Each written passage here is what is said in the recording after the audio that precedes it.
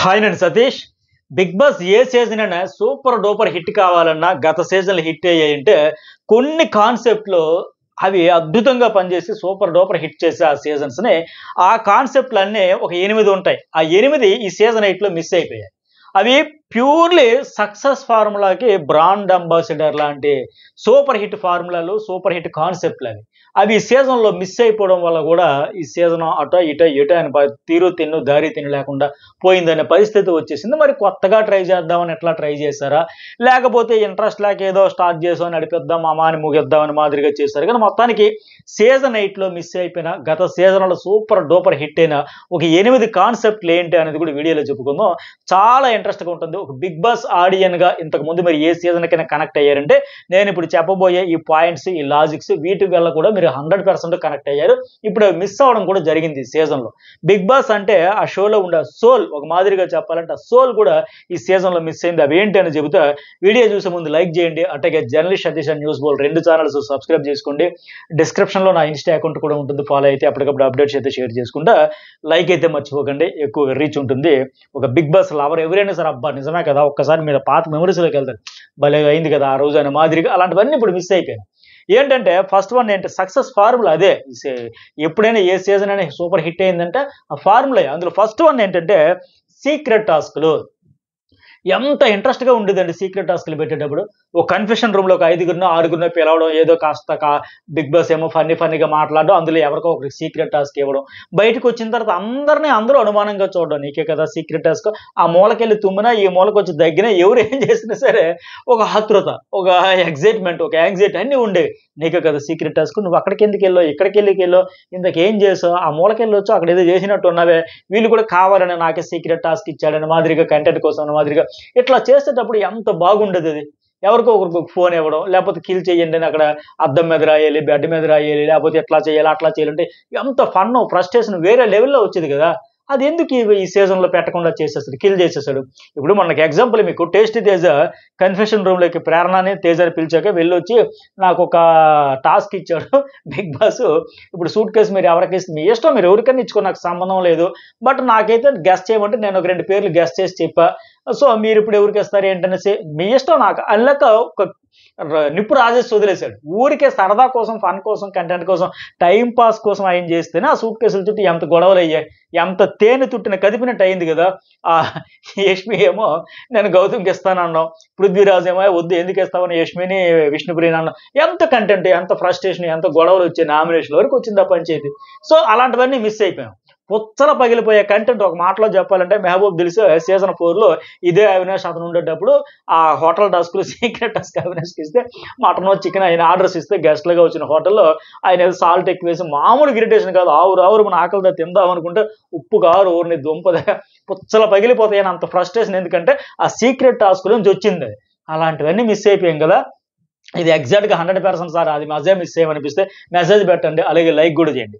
రెండో పాయింట్ ఏంటంటే secret nomination. ఇది కూడా వేరే లెవెల్ అసలు. మళ్ళీ ఇక్కడ కూడా కన్ఫెషన్ రూమ్లోకి లోపలికి పిలిచి బయట అసలు ఎవరు చేసావో తెలియకుండా ప్రేరణ మీరు లోపలికి రండి నామినేషన్ గమ్మున చేసి వచ్చిన ఎవరికి చేసిందో అర్థం కాక నాకు చేసి ఉంటుందా, ఏ పాయింట్ చెప్పి ఉంటుంది, ఎవరు చేసి తెలియక ఫైనల్గా లాస్ట్లో రివీల్ చేసేసరికి నీకు 4 ఓట్లు పడ్డా, నీకు 3 ఓట్లు పడ్డా, నీకు పడలేదు. అదేంటి నేను గ్యారంటీ అనుకున్నా, నాకు ఆ కంటెస్టెంట్ ఇవ్వాలనుకున్నా, నాకు ఇప్పుడు ఏంటి అతనికి 5 ఏంటి బుర్రలు పాడైపోయేది. ఇప్పుడు మీకు ఒక ఎగ్జాంపుల్, సీజన్ 5లో షణ్ముఖ్ జస్వంత్ బయట ఓపెన్ నామినేషన్ ఉండేటప్పుడు ఎప్పుడు ఎవరూ చేయలే, లోపలికి పెట్టి సీక్రెట్ నామినేషన్ లాగా ఒక 6-7 వరకు వేసాక ఆశ్చర్యపడి ఆయన వీకెండ్ వచ్చేసరికి కూడా షాకు. ఏడు షణ్ముఖ్ ఏం జరుగుతుందంటే ఏం జరిగిందో అతనికి వెళ్ళేటప్పటికి, హౌస్లోకి వెళ్ళేటప్పటికి సోషల్ మీడియాలో మిలియన్ల ఫాలోవర్లు ఉండేసరికి బాబాయ్ భయపెట్టి టచ్ చేయలే. ఎందుకు వచ్చిన గోళ్ళను అందరూ కామ్గా సేఫ్ గేమ్ ఆడుకుంటూ పోయారు. అస్సలు 1-to-1 face to face nomination చేసే వాళ్ళ కూడా కాదు, ఒక సన్నీ మాత్రమే ఢీ కొట్టారు డైరెక్ట్గా. బట్ మిగతా వాళ్ళందరూ సీక్రెట్ నామినేషన్ అనేసరికి పుట్టల్లో పాముల్లాగా దరదర బయటకు వచ్చి టకటక వేయడం వల్ల ఎంత కంటెంట్ వచ్చింది. అసలు ఎవరు చేసి ఉంటారని అతనికే అర్థం కలిగింది. ఏంటిది నా ముందు అందరూ ఒక్కొక్కరు అంత చక్కగా, అంత సరదాగా, ఫ్రెండ్లీగా ఉంటారు, నాలో ఎంత నెగిటివిటీ ఉందా, ఎంతమందికి నేను ఎనిమినా, ఎంతమంది నేను బయటకు పోవాలని కోరుతున్నారా, అతను అసలు వేసిన వాళ్ళకి అర్థం కాలే, అతనికి అర్థం కాలే. బిగ్ బాస్ లాస్ట్లో రివీల్ చేస్తాడు, షాక్ అయ్యాడు. అట్లా మళ్ళీ ఎవరు చేస్తుంటారు ఇంత ఫన్ ఫ్రస్ట్రేషన్ వచ్చింది. ఈ సీజన్లో మొన్న పెయింట్ బ్రష్ టాస్క్లో అయినా అలా పెట్టుంటే బాగుండేది అనుకుంటే అక్కడ పెట్టి టీవీలో టెలికాస్ట్ చేస్తే ఇంకెందుకు అది అదేదో బయట పెట్టవచ్చు కదా, మరి దానికోసం టీవీలో వచ్చి మళ్ళీ బయట నుంచి వీళ్ళు చూడడం ఎందుకు, వాళ్ళు చెప్పడం ఎందుకు. ఇక్కడ కూడా సీక్రెట్ టాస్కులు కూడా సీక్రెట్ నామినేషన్ల వల్ల కూడా మిస్ అయిపోయింది. ఇది రెండోది. మూడోది ఏంటి, నామినేషన్లో మాట్లాడిన గత సీజన్లో ఆడియన్స్ వాళ్ళని దోషులుగా చూసేవాళ్ళు. నామినేషన్లు అనేది సీరియస్ ప్రక్రియ. మిగతా 5-6 రోజులు చూసినా చూడకపోయినా నామినేషన్ కోసం చూసేవాళ్ళు. ఎవరిని ఎవరు చేస్తారో అని ఒక క్యూరియాసిటీ ఉండేది, బయటికి చెప్పనిచ్చేవాడు కాదు. అలాంటిది పక్కలో చెవిలో ఈ రోహిణి అప్పుడు సీజన్ 3లో డైరెక్ట్ నామినేషన్ జస్ట్ గుసగుసలాడిన దానికి పనిష్మెంట్ కింద పెడితే అవుట్ అయిపోయాయి. అంత సీరియస్గా తీసుకునేవాళ్ళు. దాంతో కొందరు ఏంటంటే పిల్లోస్ మీద ఇలా రాసుకోవడం, లేకపోతే ఇలా ఏదో హింట్ ఇచ్చినట్టుగా రాసుకుంటే దాన్ని చూస్తేనే ఆడియన్స్ ఫ్రస్ట్రేషన్, కోపం వచ్చేసేది. చూడు ఎలా హింట్ ఇచ్చేసిందో ఆ అమ్మాయి, ఎలా చూడు ఎలా హింట్ ఇచ్చేసాడు, వీళ్ళు అతను చేస్తారంట, మనం కరెక్టే కదా, ఆర్ అని రాసినట్టుంది, ఎస్ అని రాసినట్టుంది అని అట్లా చూసి కూడా బిగ్ బాస్ కూడా వార్నింగ్స్ ఇచ్చేవాడు, నామినేషన్ల గురించి మాట్లాడకూడదు పొరపాటును కూడా. దాంతో ఏంటంటే మనకు ఫుల్ హైప్ వచ్చేది. ఇప్పుడు ఎవరు చేస్తారు, ఈ వారంలో అయిన గొడవలు ఏంటి, ఎవరెవరి మధ్య ఇష్యూ ఉంది, పలానా చెయ్యొచ్చు అని ఉండేది. ఇప్పుడు ఏమైంది, మొత్తం పృథ్వీరాజ్ శెట్టి అయితే ఇంకో పెన్ను కాగితం ఒకటే లేవు అంతే. జీకి 2 ఓట్లు, ఓకే, జీ ఒకటే 2 3 ఓకే క్లోజ్. ఇక ఇంకెవరు వేయొద్దు, వేశారంటే ఓటు వేస్ట్ చేసుకోవద్దు. ఇక ఆర్కి ఒకటే ఉంది కాబట్టి, జీకి 2 కాబట్టి జీ క్లోజు, ఆయన అకౌంట్ క్లోజ్ అయిపోయింది. ఇక ఆర్కి ఒకటే ఉంది కాబట్టి ఒకటే నువ్వు వేస్తావా, నేను ఓకే నువ్వు వేస్తావు, ఓకే నేను వేస్తా, ఓకే నావి 2 క్లోజ్, నవీల్ నా ఎన్న ఎవరు ఇదా, ఎట్లా చేసుకుంటూ పోయారు. నువ్వు వేస్తావా నేను వేసిదా, సరే అవన్నీ అయిపోయి గతం ఇంక పక్కన పెడితే ఈ సీజన్ మెయిన్ అంటే డైరెక్ట్ టీం వర్క్ చేసుకుని మరి నామినేషన్లు వేసుకున్న పరిస్థితి వచ్చింది. క్లాన్ వర్సెస్ క్లాన్ అనేది కాస్త టీం వర్క్ అయిపోయి ఎవరిని చేయాలని మాదిరిగా. మామూలుగా అయితే ఎంత మజా వచ్చింది, ఎవరని చేస్తారు, ఎందుకు చేస్తారు, ఏం చేస్తారు, ఒక్క పొరపాటున ఒక హింట్ ఇచ్చారంటే ఆడియన్స్ మాత్రం వాళ్ళని విలన్స్ లా చూసేవాళ్ళు. మొన్న హీరో విలన్ పెట్టమంటే విలన్లా చూసేవాళ్ళు. బిగ్ బాస్ అవన్నీ పోయింది. అలాగే ఇంకో పాయింట్ ఏంటి, 4 ఇండివిజువల్ ప్లే. ఇప్పుడు ఈ సీజన్ ఫస్ట్ ఫసక్ అయిపోవడానికి అదొక పెద్ద కారణం. అంతులేని వీరులు అన్నాడు, కెరటం అన్నాడు, ఇంకోటి ఏంటి అఖండ అన్నారు. 3 క్లాన్ల పేరుతో 5 వారాల వరకు ఆ టీమ్ గేమ్ గ్రూప్ గేమ్ ఎట్లాగా ఆడించుకొచ్చేసరికి ఫైట్ అంతా ఫసక్ అయిపోయాయి. పోనీ వైల్డ్ కార్డులు వచ్చారు 5 వారాలు, సరే ఏదో ఆటకెక్కిపోయింది పోయింది. వైల్డ్ కార్డులు వచ్చాక డిజాల్వ్ చేసేస్తున్నాడు. మళ్ళీ 3 వారాలు 4 వారాలు అదే పంచాయతీ. ఈసారి ఏమన్నాడు, ఒరిజినల్ క్లాన్ అన్నాడు, రాయల్ క్లాన్ అన్నాడు. ఆ బిగ్ బాస్ థీమ్ ఏంటి, మెయిన్ ఇండివిజువల్ ప్లే. అది పక్కన పెట్టేసి క్లాన్ పేరుతో బిస్కెట్ గేమ్ అయిపోయింది. నిజంగా ఈ టేస్టీ తేజ, అవినాష్, రోహిణికి మాత్రం చాలా మెచ్చుకోవచ్చు. వాళ్ళు వచ్చినాక వైల్డ్ కార్డుగా వచ్చినా సరే, ఈ క్లాన్ వర్సెస్ క్లాన్ అయినా సరే వాళ్ళ భుజాల మీద పెట్టి నడిపారని చెప్పొచ్చు. ఒక రియాలిటీ షో, ఒక ఎమోషనల్గా షో అనేది కాస్త ఇంట్రెస్ట్ పోతున్న దశలో వాళ్ళు వచ్చి వాళ్ళ టైమింగ్, వాళ్ళ జోక్స్, వాళ్ళ ఫన్, వాళ్ళ కామెడీ, ఆ ఎంటర్టైన్మెంట్తో ఈ రియాలిటీ షోను కాస్త ఒక కామెడీ షో లాగా, ఒక స్టాండప్ కమెడియన్స్ ఇట్లా చేసిన మాదిరిగా ఎన్ని స్కిట్లు చేశారో లెక్కలేదు. లైవ్లో ఎంత కంటెంట్ ఇచ్చారు, నామినేషన్లు ఇచ్చారు, టాస్కుల్లో ఇచ్చారు, వేరే లెవెల్ తీసుకెళ్ళారు. నిజంగా వాళ్ళ భుజాల మీద నడిపించుకోవచ్చు. ఇప్పుడు ప్రస్తుతానికి మళ్ళీ ఇంకా అవినాష్ ఆ పాత్ర కొనసాగిస్తున్నాడు, తన భుజాల మీద పెట్టుకుని నడుపుతున్న మాదిరిగా అట్టా కూడా పోయింది. ఆ రకంగా కూడా ఏంటంటే ఈ క్లాన్ వర్సెస్ క్లాన్ పేరుతో ఇండివిజువల్ గేము.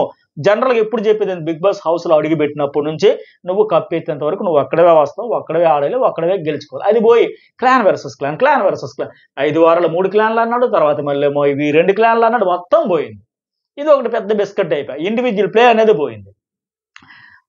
5వ పాయింట్ ఏంటంటే గ్రూప్ గేమ్ను ప్రోత్సహించేలా కామెంట్లు చేయడం. గ్రూప్ గేమ్ ఆడినోడే తప్పు, గ్రూప్ గేమ్ ఆడినోడు తప్పు అని గతంలో చెప్పాడు. ఈసారి గ్రూప్ గేమ్ ఆడినోడే హీరో, ఇండివిజువల్ ఆడినోడు జీరో అన్నట్టు పోర్ట్రే అయిపోయింది. ఇప్పుడు ఎంతసేపు ఎట్లా అంటే ఓన్లీ పిఆర్ టీమ్స్ గోలే తప్ప ఆడియన్స్ నుంచి ఆ కనెక్షన్ కూడా మిస్ అయిపోయి ఇందువల్లే. ఎందుకంటే ప్రధానంగా హోస్ట్ నోటుతోనే, ఏ నోటుతో గత సీజన్లో వార్నింగ్లు ఇచ్చి గట్టిగా మందలించి ఆయన నోటితోనే అది తప్పే కాదని మాదిరిగా మాట్లాడదు, అది కూడా ఒక బ్లెండరే. ఇక 6వ పాయింట్ ఏంటి, 1-to-1 వార్ లేదు. ఎందుకు, ఎట్లా అంటే మీకు సింపుల్ ఎగ్జాంపుల్ చెప్తా. రైవల్రీ అనేది 1-to-1 ఉండేటప్పుడు వేరే లెవెల్ మజా వచ్చేది. ఇప్పుడు సీజన్ 2 తీసుకోండి, కౌశల్ వర్సెస్ తనిష్, కౌశల్ వర్సెస్ ఇంకొక అమ్మాయి, లేకపోతే సీజన్ 3 శ్రీముఖి వర్సెస్ రాహుల్ చిప్లగంజ్. అలాగే సీజన్ 4లో సీజన్ అంతా అట్లాగే కొనసాగేది, అఖిల్ వర్సెస్ అభిజిత్. అలాగే తర్వాత సీజన్ 5లో సన్నీ వర్సెస్ షణ్ముఖ్. అట్లా ఉండేది. మెయిన్ హీరో మెయిన్ విలన్ అనే మాదిరిగా నువ్వరైనా 1-to-1 అట్లా కొట్లాడుతూ ఉంటే ఆ రైవల్రీ కొనసాగుతుంటే మిగతా వాళ్ళందరూ ఏంటంటే, ఇప్పుడు పేపర్లో చూడండి, సినిమా గురించి ఏదైనా ఇచ్చినప్పుడు హీరో పేరు పక్కన హీరోయిన్ పేరు రాసి మిగతా తదితరుల మాదిరిగా మిగతా వాళ్ళందరూ తదితరుల కింద ఉండిపోయేవాళ్ళు. అట్లా ఆ 1-to-1 అనేది ఈసారి మిస్ అయిపోయింది. ఇంకా అసలే క్లాన్ వర్సెస్ క్లాన్ పోయాక ఈ 9వ వారం వరకు లేదు అంటే ఆ వారం నుంచి కూడా ఎట్లా అయింది, గౌతమ్ వర్సెస్ పృథ్వీ ఒక వారం, గౌతమ్ వర్సెస్ యష్మి ఇంకో వారం, గౌతమ్ వర్సెస్ నిఖిల్ ఇంకో వారం, గౌతమ్ వర్సెస్ నబిల్ మరొక వారం, గౌతమ్ వర్సెస్ ప్రేరణ ఇట్లా ఇట్లా ఇట్లా ఇట్లా పోయింది తప్ప ఫస్ట్ నుంచి లాస్ట్ వరకు అబ్బా వీళ్ళిద్దరి మధ్య పడిందిరా టామ్ అండ్ జెర్రీ మాదిరిగా, వీళ్ళిద్దరి మధ్య పడిందిరా పాము ముంగిసి లెక్క, వీళ్ళిద్దరి మధ్య పడిందిరా అని మాదిరిగా పోయే ఎట్లా పోయింది. ఇది ఒక బిస్కెట్ డేవే. ఎంతవరకు చూసినా మీకు ఏమనిపించింది, ఇవన్నీ ఎక్సలెంట్ మంచి పాయింట్ అనిపిస్తే మెసేజ్ కూడా పెట్టండి, లైక్ చేయండి. ఇంకొక మెయిన్ 7వ పాయింట్ ఏంటంటే తెలుగులో మాట్లాడడం. ఎక్కడుంది అది? అలాంటి వార్నింగ్లు ఈ సీజన్లో విన్నావా? బిగ్ బాస్ మీరు తెలుగు మైక్ అయితే అరుస్తున్నాడు, కేకేస్తున్నాడు, మైక్ ధరించండి, మైక్ మర్చిపోయారని. బట్ తెలుగులో మాట్లాడండి అనేది అయితే పోయింది, అది పూర్తిగా. అసలు అది ఎందుకు కాన్సెప్ట్ కూడా పెట్టారంటే రూరల్ బ్యాక్గ్రౌండ్లో ఉండే పీపుల్ కూడా, ఆడియన్స్ కూడా వెళ్ళాలి, బాగా అర్థం అవ్వాలి, లేకపోతే వీళ్ళు హిందీ, ఇంగ్లీష్ ఇంకా అదర్ లాంగ్వేజెస్ మాట్లాడతారు, తెలుగు ప్యూర్లీ పల్లె గ్రామీణ ప్రాంతాల వాళ్ళకు కూడా వెళ్ళాలనే ఉద్దేశంతో పెట్టింది. తెలుగు వాళ్ళకు కూడా బాగా కనెక్ట్ అయ్యేది, మన నచ్చేది. ఆ ప్రసక్తే లేదు. అబ్బా బిగ్ బాస్ తెలుగులో మాట్లాడండి అని చెప్పేటప్పుడు ఆ సౌండ్ కూడా భలే ఉంది, బట్ అది పూర్తిగా మిస్ అయిపోయారు. తెలుగు అనే ఫీలింగ్ కూడా పోయింది, అది లేపేసరికి. ఇక 8వ పాయింట్, ఇది ఒకటి హైలైట్ పాయింట్ అండి. ఇదేంటంటే జనరల్గా ప్రతి సీజన్లో ఏంటి చాలా ఇంట్రెస్ట్గా ఉండేది జైలుకి పంపించడం అనేది. ఈ సీజన్లో జస్ట్ ఆ మణికంఠ నాకు కళలు వస్తానే, నెగిటివ్ వైబ్రేషన్స్ వస్తానే, ఎందుకో జైలుకి వెళ్తున్నామా పదే అన్నాడు కాబట్టి బిగ్ బాస్ ఇక్కడికి జైలు పెట్టో, దీన్ని వాడు నన్ను పంపని గుర్తు చేసిన దానికి ఏదో రకంగా ఏదో మామ అనిపించారు తప్ప మామూలుగా ప్రతి సీజన్లో జైలు చుట్టూ ఎంత గేమ్ నడిచేదండి. జైలు ఉంటుందని ఇది ఉందనే విషయమే ఈ సీజన్లో మర్చిపోయారే. జైలుకి పంపిన వాళ్ళు కూడా ఒక ఫైర్ వచ్చేది, ఒక ఎమోషన్ వచ్చేది, ఒక ఫ్రస్ట్రేషన్ వచ్చేది. వీక్ అంతా ఆడిన గేమ్ అని చూసుకుని వరస్ట్ ఎవరు బెస్ట్ ఎవరు అని చెప్పేటప్పుడు, ఆ బెస్ట్ అని చెప్పేటప్పుడు ఓకే, వరస్ట్ అని చెప్పేటప్పుడు జైలుకి పంపించేటప్పుడు ఆడియన్స్లో కూడా ఫైర్ ఫ్రస్ట్రేషన్ అంతా వచ్చేది. అరే అంత చక్కగా ఆడితే తిరిగేమో ఆయన్నేమో జైలుకి పంపిస్తారు, ఆయనది వరస్ట్ అంటారా, మీరేమో పెద్ద పొడి చేశారు, చించేశారా, ఆయన ఏం చేశారు, లేకపోతే ఆ అమ్మాయి ఏం చేసింది, అంత బాగా ఆడింది కదా, ఇది అన్యాయం కదా అని ఒక ఫైర్ వచ్చేది. అలాగే జైలుకి పంపినప్పుడు కూడా మంచి సెగ తగిలేదు, అరే నేను ఎంత బాగా ఆడితే నా టీం కోసం, నా గ్రూప్ కోసం నేను ఆడితే తిరిగి నన్నే టీంలో పెట్టి ఆడించేవాడు కదా, ఇప్పుడు red team, blue team, green team ఎట్లా, అరే నా టీం కోసం నేను ఎంత ఎఫర్ట్స్ పెడితే అయిందంతా అయిపోయిన తర్వాత తిరిగి ఫైనల్కి వస్తారు, అరే నాదే తప్పుని నన్నే బ్లేమ్ చేసి, అంటే గెలిస్తే వీళ్ళకి గొప్ప, ఓడితే నా తప్ప, ఇట్లా చేస్తారు, నాకు పెడతారని వాళ్ళ కూడా ఒక ఫైర్ వచ్చేది, ఒక కసి వచ్చేది, దాంతో ఎమోషన్ వచ్చేది, నెక్స్ట్ ఇచ్చి పడేద్దామని మాదిరిగా వచ్చేది. అదంతా పోయింది ఈసారి. ఆడియన్స్కి అట్లా ఫీల్ అయ్యి వాళ్ళు అట్లా ఫీల్ అయ్యి. మెయిన్ ఏంటంటే ఆ జైలు చుట్టూ వెళ్తే అక్కడ కంటెంట్ చాలా వచ్చేది, ఎదురు చూసేవాళ్ళు కొందరు కంటెస్ట్, అమ్మయ్య జైలుకి వెళ్తే బెటర్, చూద్దాం, ఇప్పుడు కెమెరా ఫోకస్ అంతా ఉంటుంది, వీళ్ళందరూ హౌస్మేట్స్ అందరూ వచ్చి మన చుట్టూ టైం పాస్ చేయడం, మాటలు ముచ్చట్లు పెట్టడం, ఇదంతా స్క్రీన్ స్పేస్ బాగా వస్తుంది, అట్లాగే ఎప్పుడు పంపిస్తాడో రిలీజ్ చేస్తాడని చెప్పడం, ఆ తర్వాత మళ్ళీ బాగా ఆడడానికి ఒక పౌరుషంతో ఆడడం, కానీ కసితో కోపంతో ఆడడం, ఇట్లా చాలా కంటెంట్ వచ్చింది. అదంతా పోయింది. ఆ వరస్ట్ ఇవ్వడం వల్ల అక్కడ తీసుకున్న డెసిషన్స్ ఏంటి, నిజంగానే వరస్ట్గా ఆడిన వాళ్ళకే వరస్ట్ ఇచ్చారా, లేకపోతే అక్కడ కూడా ఫ్రెండ్షిప్ ఫేవరేజ్ ఇవన్నీ చూసుకొని ఇచ్చారా అనే దాని చుట్టూ ఆడియన్స్కి ఒక ఎమోషన్ కనెక్షన్ వచ్చేది, అక్కడ హౌస్ మేట్స్ కూడా వచ్చింది, ఇదంతా మిస్ అయిపోయాయి. సో ఇప్పుడు నేను చెప్పిన 8 పాయింట్లు రైట్, కరెక్ట్, 100% గత సీజన్లో వీటి వల్ల మనకు చాలా కిక్ వచ్చింది, చాలా కంటెంట్ వచ్చింది, చాలా ఎంటర్టైన్మెంట్ దొరికింది, సీజన్ నెక్స్ట్ లెవెల్కి పరిగెత్తే ప్రతి సూపర్ హిట్ సీజన్లో కూడా ఇలాంటి కాన్సెప్ట్ల వల్ల మంచిగా ఉండిందండి. ఈ సీజన్లో ఈ కాన్సెప్ట్లు అన్నీ మిస్ అయిపోయిందని మీకు కూడా అనిపిస్తే లైక్ చేయండి, 2 ఛానల్స్ సబ్స్క్రైబ్ చేసుకోండి, అలాగే మెసేజ్ చేయడం కూడా అయితే మర్చిపోకండి. Thank you.